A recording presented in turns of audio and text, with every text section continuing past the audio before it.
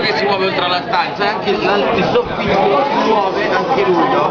Quindi tu non sai mai se sei a destra in giù o a destra in su, non sai dove sei. Quindi lei anche lei non capisce più dov'è. Va bene. Ma questo dove?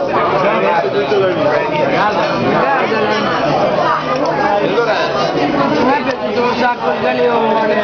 si muovono tutte e due. Tipo, presente quando sei sul treno, l'autobus, si muove sì, vicino. A noi? A noi? Un attimo immagine. Ah, lo segui? Poi ti racconto.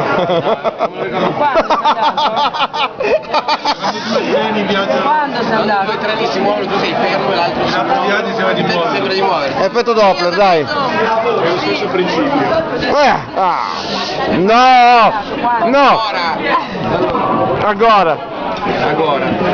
Ancora. È la dinamica, solo che tridimensionalmente parallelamente più grande. Più granchio. Nel senso che tu sei lì e la vivi e tutto si muove sia in orizzonte lontano che il tuo presente.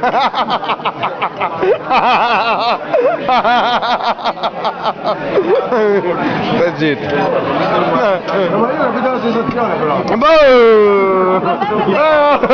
Adesso lo spiega. Adesso lo ci spiega. La cacofonia. Due melodie che si intersecano, qui sono due orizzonti che si intersecano. Taglio al po'.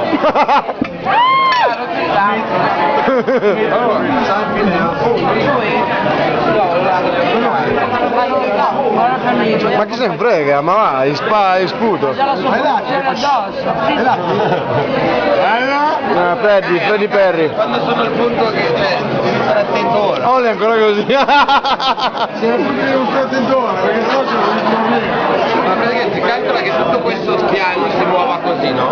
E mentre si muove in piano, alcuni si sentono di cadere, schiacciati verso dietro, no? Al buio, le luci, laser, robe assurde, tridimensionalità. Tipo la vita vera. Quest'anno. Ieri. Ne era fatto Tanto anche lui gira, quindi non sai che cazzo Ma l'eroina la fumi? buono, riesce meglio l'esperimento. Perché era per bambini, io ero riuscito che ho detto cazzo lo fai tutto il giorno questa cosa. Devo farmi tutto il giorno questa cosa. Tua madre. Che si vede